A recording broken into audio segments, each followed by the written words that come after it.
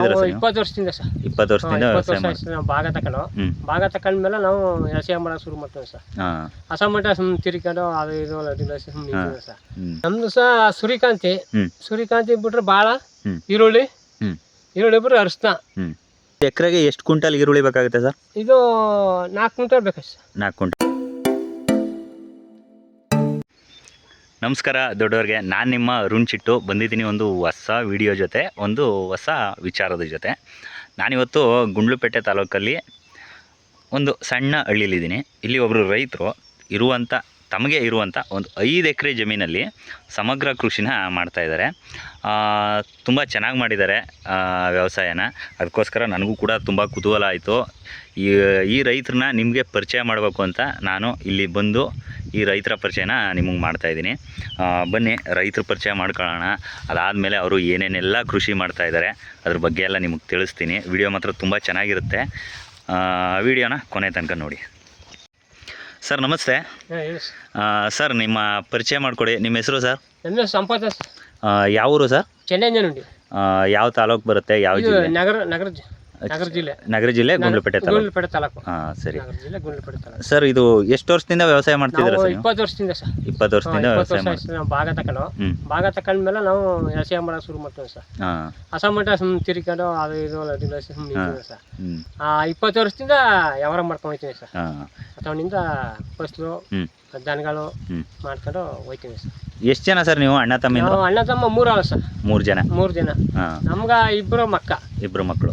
ಗಂಡು ಮಕ್ಕಳ ಸರ್? ಗಂಡು ಮಕ್ಕಳು. ಅವ್ರೇನ್ ಮಾಡ್ತಾ ಇದಾರೆ ಸರ್? ಓದ್ತಾವ್ರೆ ಸರ್. ಓದ್ತಾ ಇದ್ದಾರೆ. ಸರಿ ಓದ್ತಾ ಇದ್ದಾರೆ. ಎಲ್ಲಿ ಮೈಸೂರಲ್ಲ ಸರ್? ಇಲ್ಲ ಗುಂಡ್ಲುಪೇಟೆ? ಗುಂಡ್ಲುಪೇಟೆಲ್ಲಿ ಓದ್ತಾ ಇದ್ದಾರೆ. ಬೈಕ್ನ ಅಷ್ಟು ದೂರದಲ್ಲಿ ನಿಲ್ಲಿಸ್ಬಿಟ್ಟು ಬಂದೆ. ಬೈಕ್ ನಿಲ್ಲಿಸಿದ ತಕ್ಷಣ ನನಗೆ ಮೊದಲನೇದಾಗಿ ಕಂಡಿದ್ದು ಪಕ್ಕದಲ್ಲಿರುವಂಥ ಸೂರ್ಯಕಾಂತಿ ಮತ್ತು ಮೆಕ್ಕೆಜೋಳ. ಅದ್ರ ಜೊತೆ ಒಂದು ಚಿಕ್ಕದಾಗಿ ಪುಟ್ಟದಾಗಿ ಇರುವಂಥ ಒಂದು ದನಗಳ ಕೊಟ್ಟಿಗೆ. ನೋಡೋಕೆ ಮಾತ್ರ ಜಮೀನು ತುಂಬ ಚೆನ್ನಾಗಿತ್ತು. ಅದ್ರ ಜೊತೆ ನನಗೂ ಕೂಡ ತುಂಬ ಖುಷಿ ಆಯಿತು. ಇವಾಗ ನಮ್ಮ ಜೊತೆ ನಮ್ಮ ಸಂಪತ್ ಸರ್ ಇದ್ದಾರೆ. ಅವರು ಪ್ರಗತಿಪರ ರೈತರು. ತಮ್ಮ 5 ಎಕರೆ ಜಮೀನಲ್ಲಿ ವಿವಿಧ ರೀತಿಯ ವಾಣಿಜ್ಯ ಬೆಳೆಗಳನ್ನ ಬೆಳೆದು ಒಂದಿಷ್ಟು ರೈತರಿಗೆ ಮಾದರಿಯಾಗಿದ್ದಾರೆ. ಅವರ ಜಮೀನಲ್ಲಿ ಏನೆಲ್ಲ ಕೃಷಿ ಮಾಡ್ತಾರೆ, ಹೇಗೆ ಮಾಡ್ತಾರೆ ಅದನ್ನೆಲ್ಲ ನಮ್ಮ ಸಂಪತ್ ಅವರು ರೈತರು ನಮ್ಮ ವೀಕ್ಷಕರಿಗೆ ತಿಳಿಸ್ಕೊಡ್ತಾರೆ. ಬನ್ನಿ ಇವಾಗ. ಸರ್, ಈಗ ನಿಮ್ಮದು ಜಮೀನು 5 ಎಕರೆ ಜಮೀನಿದೆ ಅಂತ ಹೇಳಿದ್ರಿ. ಏನೆಲ್ಲ ವ್ಯವಸಾಯ ಮಾಡ್ತೀರಾ ಸರ್? ನಮ್ಮದು ಸಹ ಸೂರ್ಯಕಾಂತಿ ಬಿಟ್ರೆ ಭಾಳ ಈರುಳ್ಳಿ ಬಿಟ್ರೆ ಅರಿಶಿನ, ಮುಸ್ಕಿನ ಜೋಳ ಹಾಕ್ತೀವಿ ದನಗಳಿಗೆ. ಅದು ಬೆಳೆದು ಹಸುಗಳಿಗೆ ಹಾಕೊಂಡು ಹಿಂಗೆ ವ್ಯವಹಾರ ಮೇಂಟೈನ್ ಮಾಡ್ಕೊಂಡು ಹೋಗ್ತೀವಿ ಸರ್. ಬಾಕಿಂದಲೇ ಈರುಳ್ಳಿ ಪರೋಳೆ ಅವನ್ನೆಲ್ಲ ಮಾಡ್ಕೊಂಡು ಗೊಬ್ಬರ ಗೋಡು ಹಾಕೊಂಡು ಅಂಗಡಿಗಳನ್ನ ಔಷಧಿ ತಂದು ಹಾಕೊಂಡು ಮಾಡ್ಕೊಂಡು ಹೋಗ್ತೀನಿ. ಸರಿ ಸರ್, ಈಗ ಈರುಳ್ಳಿ ಹಾಕಿದ್ದೀರಾ. ಈಗ ಒಂದೊಂದು ಫಸಲು ಬಗ್ಗೆ ಒಂದೊಂದಿಷ್ಟು ಮಾಹಿತಿಗಳನ್ನ ನಮ್ಮ ನೋಡುವಂಥ ವೀಕ್ಷಕರಿಗೆ ಹೇಳ್ಕೊಡಿ. ಈಗ ಈರುಳ್ಳಿ ಹಾಕಿದ್ರಾ, ಈಗ ಯಾವ ಬ್ಯಾಚಲ್ಲಿ ಸರ್ ಹಾಕಿರೋದು? ಅಂದರೆ ಬೇಸಿಗೆ ಈರುಳ್ಳಿ ಬರುತ್ತೆ, ಮಳೆಗಾಲ ಈರುಳ್ಳಿ ಅಂತ ಬರುತ್ತೆ? ಇದು ಮಳೆಗಾಲದ ಈರುಳ್ಳಿ. ಮಳೆಗಾಲದ ಈರುಳ್ಳಿ ನಾವು ಆಗಳ ಕರ್ಕೊಂಡು ಗೊಬ್ಬರ ಬಿಟ್ಕೊಂಡು ಮುಂದೆ ಇನ್ನು ಗುಂಟೆ ಹಾಕ್ಸ್ಕೊಂಡು ಹೋಗೋದು, ನೀರು ಎರ್ಸ್ಕೊಂಡು ಆ ಥರ ಫಸಲು. 1 ಎಕರೆಗೆ ಎಷ್ಟು ಕ್ವಿಂಟಲ್ ಈರುಳ್ಳಿ ಬೇಕಾಗುತ್ತೆ ಸರ್? ಇದು 4 ಕ್ವಿಂಟಲ್ ಬೇಕು ಸರ್. 4 ಕ್ವಿಂಟಲ್ ಬೇಕಾಗುತ್ತೆ. ಇವಾಗಿನ ರೇಟ್ ಹೇಗಿದೆ ಸರ್ ಈರುಳ್ಳಿ? ಈಗ ಒಂದು 3-3.5 ಸಾವಿರ ಅಷ್ಟೇ ಇರೋ ರೈಟು. ಸರಿ. ಇನ್ನು ಏರ್ಬೋದು ಕಿತ್ರ ಹೇಳೋಕ್ಕಾಗಲ್ಲ. ನಾವು ಹೋಗಿರೋದ್ರಿಂದ ಒಂದು ಸ್ವಲ್ಪ ರೈಟು ಆದರೂ ಆಗ್ಬೋದು, ಅದು ಹೇಳೋಗಿಲ್ಲ ನಾವು ರೈಟ್ನ. ಸರಿ ಸರ್, ಈಗ ಸಪ್ರೇಟಾಗಿ ಹಾಕಿರೋದ ಈರುಳ್ಳಿನ ಅಥವಾ ಅರ್ಶಿನದೊಳಗೆ ಹಾಕಿರೋದ? ಸಪ್ರೇಟ್ ಸಪ್ರೇಟು, ಅದು ಅರ್ಶಿನದೊಳಗೆ ಹಾಕಿರೋದು. 2 ಬ್ಯಾಚ್ ಮಾಡಿದ್ದೀವಿ. 2 ಬ್ಯಾಚ್ ಮಾಡಿದ್ದೀವಿ. ಈಗ ಎಷ್ಟು ತಿಂಗಳು ಬೆಳೆ ಸರ್ ಇದು? 2 ತಿಂಗಳು ಬೆಳೆ. 2 ತಿಂಗಳು ಬೆಳೆ. ಬ್ಯಾಸ್ಗೆ 3 ತಿಂಗ, ಇದು 2 ತಿಂಗ ಮಳೆಗಾಲದ ಈರುಳ್ಳಿ. ಇದು ಯಾವ ಥರ ಸರ್? ಸಾಲಿನ ಅಂತರ ಎಲ್ಲ ಹೇಗೆ ಹಾಕಿದ್ದೀರಾ? ಇದು 7 ಅಡಿ ಬೆಡ್ ಮಾಡಿವಿ. 7 ಅಡಿ ಬೆಡ್ಗೆ ಹಿಂಗೆ ಹಾಕ್ಬಿಟ್ಟು ಇದು ಮಾಡ್ತೀನಿ ಸರ್. ಎಲ್ಲ ಸ್ಪ್ರಿಂಕ್ಲರ್ ಜೋಡಿಸಿದ್ದೀರಾ? ಸ್ಪ್ರಿಂಕ್ಲರ್ ಜೋಡಿಸ್ಬಿಟ್ಟು ಮೈಕ್ರೋ ಸ್ಪ್ರಿಂಕ್ಲರ್ ಜೋಡಿಸಿ. ಸರ್, ಎಷ್ಟು ಅಡಿ ತನಕ ಆರುತ್ತೆ ಸರ್ ಅದು ಮೈಕ್ರೋ ಸ್ಪ್ರಿಂಕ್ಲರ್? 10 ಅಡಿ ಸುತ್ತ ಹೊಡಿತಾ 10 ಅಡಿ. ಲ್ಯಾಡ್ರ್ ಅಂದ್ರೆ ಅದು ಅಲ್ಲೇ ಹಚ್ಚತ್ತಾನೆಯಾ, ಅದಕ್ಕೆ ನಾವು ಇದು ಮಾಡಿದ್ವಿ ಸತ್ ನೋಡೋ ಅಂದ್ಬಿಟ್ಟು ಮಾಡಿರೋದು. ಸತ್ತಿಂದ ಮಾಡ್ತಾ ಇರೋದು ಸರ್. ಇದರಲ್ಲಿ ಈಗ ಸ್ಪ್ರಿಂಕ್ಲರಲ್ಲಿ ಸ್ವಲ್ಪ ಕಳೆ ಜಾಸ್ತಿ ಬರುತ್ತೆ ಅನ್ನೋ ಥರ ಎಲ್ಲ ಅಂತಾರ ಹಾಂ ಅಂದ್ರೆ ಬಂದ್ರೆ ನಾವು ಕೈ ಆಡಿಸ್ಬೇಕು, ಕೈ ಆಡಿಸ್ಬೇಕು. ಆಮೇಲೆ ಕರ್ಕೊಂಡು ಕಿಳ್ಸ್ಕೊಳ್ತೀವಿ. ಯಾಕಂದ್ರೆ ಮಾಮೂಲಿ ಸ್ಪ್ರಿಂಕ್ಲರ್ ಆದ್ರೆ ಅದು ಬೆಡ್ಡಲ್ಲಿ ಮಾತ್ರ ಕಳೆ ಬರುತ್ತೆ. ಈಗ ಬಾಳ ಇರುತ್ತೆ, ಬಾಳೆಗಳು ಎಲ್ಲ ಬತ್ತೆ ಹಾಂ ಇರ್ತದಲ್ಲ ನೀರು, ಅದರಿಂದ ಪೂರ್ತಿ ಎಲ್ಲ ಬತ್ತೆ. ಅದ ಕೀಳ್ಬೇಕು, ಕಟ್ನ ಮಾಡ್ಕೊತಾ ಇರ್ಬೇಕು. ಸರಿ ಈಗ ನೋಡಿ 3 ಸತ್ ಕಳ ಕೀಳ್ಸಿದಾನೆ ಈಗ ಹಾಕಿದ ತಳಿಂದ. 10 ತಾಳ 3 ಸತ್ ಕಿತ್ತಾರ. ಸರಿ, ಆ ಥರ ಮಾಡ್ಕೊಂಡ್ರೆ ಇದು ವ್ಯವಸಾಯ. ಹೌದು, ಇಲ್ಲಾರ ಮಾತ್ರ ಆಗಲ್ಲ ಸರ್. ನಿಜ. ಈಗ 3 ಸತ್ ಗೊಬ್ಬರ ಹಾಕಿದ್ದೀನಿ. ಯಾವ್ಯಾವ್ದು ಕೊಟ್ಟಿ ಸರ್ ಗೊಬ್ಬರ? ಮೊದಲು 20 ಕೊಟ್ಟಿದೆ, 20 3 ಮೂಟೆ. ಪುನಃ ಒಂದು ಈಗ ಪೊಟಾಸು ಸಲ್ಫೇಟ್ ಹಾಕಿದ್ದೀನಿ. Potash sulphate. ಸರ್ ಅಂದಾಜು ಎಷ್ಟು ಖರ್ಚು ಬೀಳ್ಬೋದು ಸರ್ 1 ಎಕರೆ ಈರುಳ್ಳಿ ಬೆಳೆಯೋಕ್ಕೆ? 1 ಎಕರೆ ಈರುಳ್ಳಿ ಬೆಳೆಯೋಕೆ 50,000 ಬೇಕು ಸರ್. 50,000 ಬೇಕು. ಆಳು ಕಾಳು ಎಲ್ಲ ಎಲ್ಲರೂ ಸೇರಿ 50,000. ನಾಟಿಯಿಂದ ಹಿಡಿದು ಕುಯ್ಯೋ ತನಕ ಅಷ್ಟು ಖರ್ಚಾಗುತ್ತೆ. 50,000 ಬೇಕು. 50,000 ಬೇಕು. ಅದು ಸಿಕ್ಕಿದ್ರೆ ಸರಿ, ರೈಟ್ ಸಿಕ್ಕಿಲ್ಲ ಅಂದ್ರೆ ಅದು ಸಿಕ್ಕಲ್ಲ ಸರ್. 1,000 ಆಗ್ಬಿಟ್ರೆ ಸಿಕ್ಕದೆಲ್ಲ ಕಟ್ನಾಗಿ ಬಿಡಿ. 1,000 ಹಾಕಿದ್ರೆ ರೈತರು ಏನು ಸಿಕ್ಕದಿಲ್ಲ ಸುಮ್ಮನೆ ಅದಕ್ಕೆ. ಇಳುವರಿ ಎಷ್ಟು ಕೇಳಿಬೋದು ಸರ್? ಇಳುವರಿ ಸತಿ ಏನಪ್ಪಾ ಅಂದ್ರೆ ನೋಡ್ಬೇಕ ಸರ್, ಏನೋ 10 ಬತ್ತಿದ 10 ಬರಲ್ಲ ನಮ್ಗೆ ಈ ಸತ್ತು. 10 ಬರಲ್ಲ ಈ ಸತ್ತು. ಅಡ್ಗೋಗಲ್ಲ, ಸುಮಾರು ಅಡ್ಗೋದ ಕಾವಾಗ ಸಿಕ್ಕಾಪಟ್ಟೆ ಬತ್ತ. ಬ್ಯಾಸ್ಗೆ ಬೇಕಾದ್ರೆ ಬತ್ತ 20 ಬತ್ತ. ಈಗ ನೀವು ಮಳೆ ಆಶ್ರಿತ ಮಳೆ ಈರುಳ್ಳಿ ಅಂತ ಹಾಕಿರೋದು, ಅದರಿಂದ ಸ್ವಲ್ಪ ಬಿಸಿಲು ಜಾಸ್ತಿ ಆಗ್ಬಿಡ್ತು. ಬಿಸಿಲು ಜಾಸ್ತಿ ಆಗ್ಬಿಡ್ತಲ್ಲ, ಅದರಿಂದ ಇದು ಕಮ್ಮಿ ಆಯ್ತು ಅಂತ ನಮ್ದು ಲೆಕ್ಕ. ಇವಾಗ ಮಳೆ ಎಷ್ಟು ದಿನದಿಂದ ಸ್ಟಾರ್ಟ್ ಆಯ್ತು ಸರ್ ನಿಮ್ಗೆ? ಈಗ ಒಂದು 3 ದಿವಸದಿಂದ ಸ್ಟಾರ್ಟ್ ಆಗದೆ. 3 ದಿನದಿಂದ ಸ್ಟಾರ್ಟ್ ಆಗದೆ ಸರ್. ಈರುಳ್ಳಿ ಬಿಟ್ಟು ಇನ್ನು ಬೇರೆ ಯಾವ್ದು ಹೇಳ್ತಿದ್ದೀರಾ? ಯಾವ ಫಸಲಿದೆ ನಮ್ದು ಅಂದ್ರೆ ಇನ್ನು ಯಾವ ಫಸಲು ಇಲ್ಲ ಸರ್. ಸೂರ್ಯಕಾಂತಿ ಬಿಟ್ರೆ ಬಾಳೆಕಟ ಬಿಟ್ರೆ ಅಲ್ಲಿ ಈಗ ಬೀಟ್ರೋಟ್ ಹಾಕಿದೆ. ಅದು ಒಂದು 2 ಬ್ಯಾಚ್ ಇಂದ 2 ಡಬ್ಬಿ ಹೊಂಟಾಗಲ್ಲ, ಇನ್ನೊಂದು 2 ಡಬ್ಬಿ ಹಚ್ಚಾರಲ್ಲ. ಸರಿ, ಅದು ಬಿಟ್ರೆ ಸರಿ. ಈಗ ಸರ್ ಸೂರ್ಯಕಾಂತಿ ಬಗ್ಗೆ ಒಂದಷ್ಟು ಮಾಹಿತಿ ಸರ್. ಇದು ಯಾವಾಗ ಸರ್ ನೀವು ನಾಟಿ ಮಾಡಿದ್ದು? ಇದು ನಾಟಿ ಮಾಡಿ ಸರ್ ಒಂದು ತಿಂಗಳ ಮೇಲೆ ಆಯ್ತು. ತಿಂಗಳ ಮೇಲೆ 5 ದಿನ ಆಗ ಸೈಡ್ಕ. ಯಾವ ಥರ ಸರ್ ಇದು ನಾಟಿ ವ್ಯವಸ್ಥೆ ಇದ್ದು ನಿಮ್ಮದು? ಏರಲ್ಲಿ ಬಿಡೋದು ಸರ್. ಏರ ಹೊಡ್ಕೊಂಡು ಆಮೇಲೆ ಹಿಂದ್ಗುಂಟ ಬಿಡಿಸ್ಕೋಗಲ್ಲ.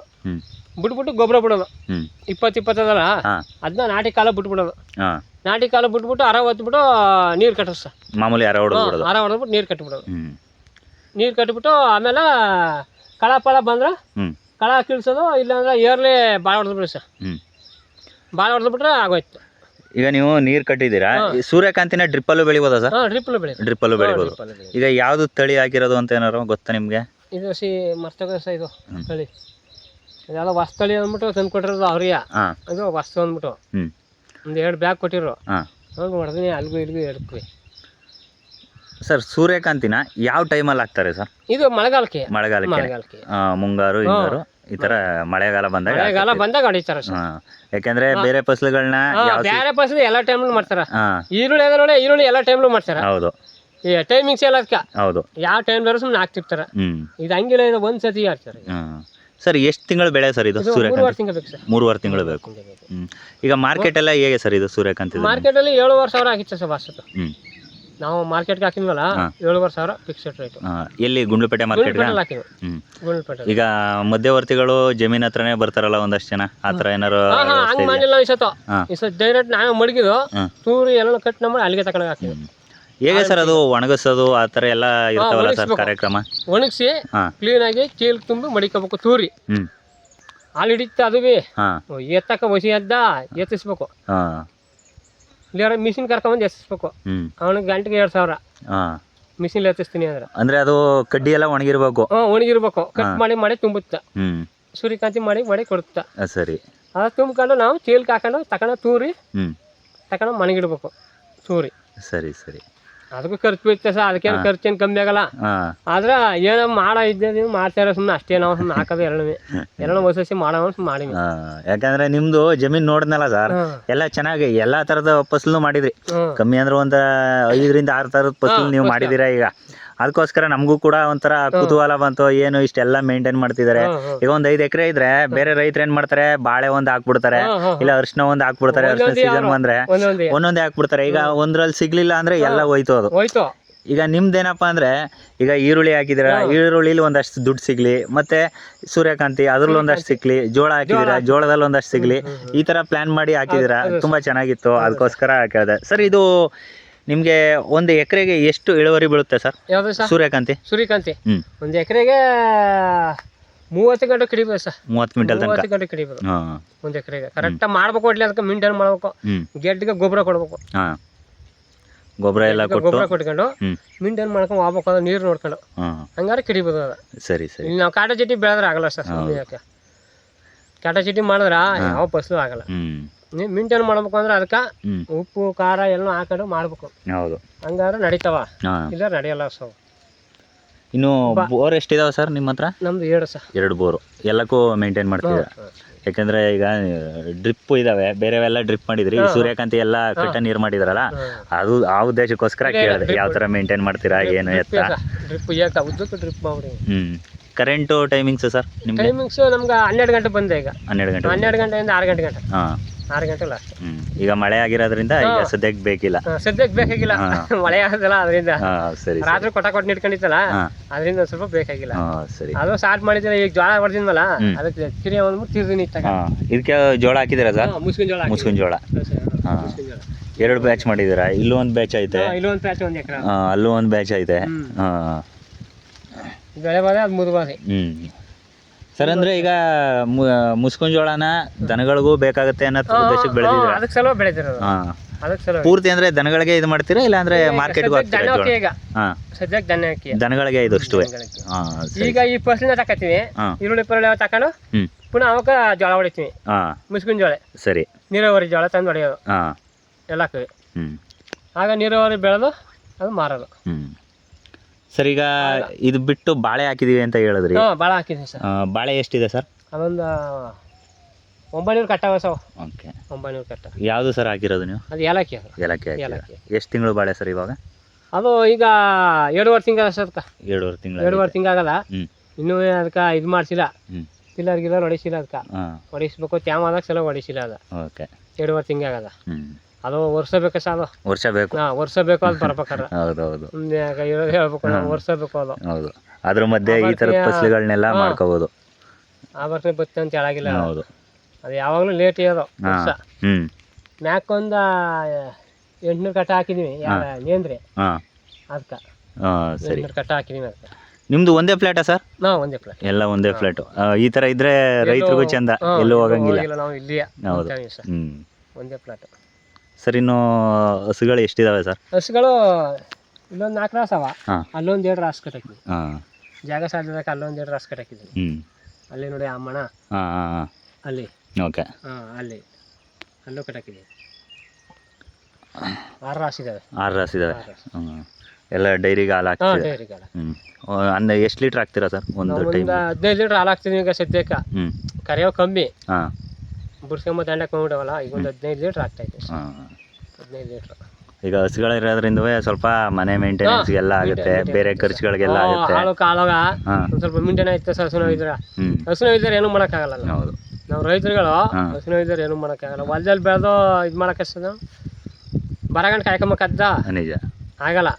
ಅದಕ್ಕೆ ಹಸುಗಳು ಮಾಡ್ಕೊಂಡಿವಿ ನಾವು ಅಷ್ಟೇ. ಎಲ್ಲ ನೀವು ಒಬ್ಬರೇ ಮೇಂಟೈನ್ ಮಾಡ್ಕೊತೀರಾ ಸರ್, ಇಲ್ಲ ನಿಮ್ಮ ಮನೆಯವರು ಸಪೋರ್ಟ್ಗೆ? ನಮ್ಮ ಮನೆಯವರು ಇರ್ತಾರೆ ಸಪೋರ್ಟ್. ಮನೆಯವರು ಇರ್ತಾರೆ ಸಪೋರ್ಟ್ಗೆ. ಮಧ್ಯಾಹ್ನ ಗಂಟೆ ಇದ್ರು, ಜನಗಳನ್ನೆಲ್ಲ ಮೇಯಿಸಿ ಕಟ್ಟಿ ಹಾಕ್ಬಿಟ್ಟು ಹೋದ್ರು ಅವರು. ಸರಿ ಸರ್. ಅವ್ರು ಬಿಟ್ಬಿಟ್ಟು ನಾವು ಬಂದು ಜಮೀನಿಗೆ. ಇನ್ನು ತೆಂಗು ಎಷ್ಟಿದಾವೆ ಸರ್? ತೆಂಗು ಮಧ್ಯೆ ಹಾಕೊಂಡಿರೋದು ಸಿಂಪಲ್ ಆಗಿ ಹಾಕಿರೋದು ನಾವು. ಅದೇ ಮನೆಗೆ, ಮನೆ ಬಳಕೆಗೆ ನೆಲ್ಲಾಗ್ಬಿಟ್ರು ಬೆಳೆಯಲ್ಲ ಸಾ. ಹೌದೌದು, ಅದಕ್ಕೆ ನಾವು ಹಾಕಲ್ಲವ. ಅದಕ್ಕೆ ಇರ್ಲಿ ಸುಮ್ಮನೆ ಇಚ್ಚೋರು ಹಾಕಿವಿ ಅಷ್ಟೇ.